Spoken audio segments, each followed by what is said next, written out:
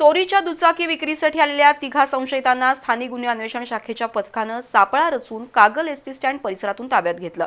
या चोरट्यांकडून 8 लाख रुपये किमतीच्या 14 दुचाकी जप्त केल्यात। पोलीस अधीक्षक महेंद्र पंडित यांनी या पथकाचं कौतुक केलंय। स्थानिक गुन्हे अन्वेषण शाखेचे निरीक्षक रवींद्र कळमकर यांना गोपनीय माहिती मिळाली।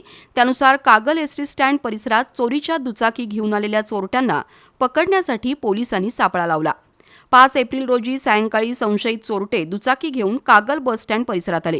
सापळा लावलेल्या पोलिसांनी त्यांना ताब्यात घेतलं। इचलकरंजी इथल्या लिगाडे मळ्यातील अक्षय शेलार, कागल तालुक्यातील शाहूनगर इथल्या बेघर वसाहतीतील विनायक गवळी आणि चंद्रदीप गाडेकर या तिघांचा त्यामध्ये समावेश होता। या तिघांनी शिवाजीनगर, कागल, गोकुळ शिरगाव, इस्पुर्ली, कुरुंदवाड, कर्नाटकातील निप्पाणी ग्रामीण आणि बसवेश्वर इथून दुचाकी चोरल्याची कबुली दिली। तपासादरम्यान त्यांच्याकडून 8 लाख रुपये किमतीच्या 14 दुचाकी जप्त करण्यात आल्या।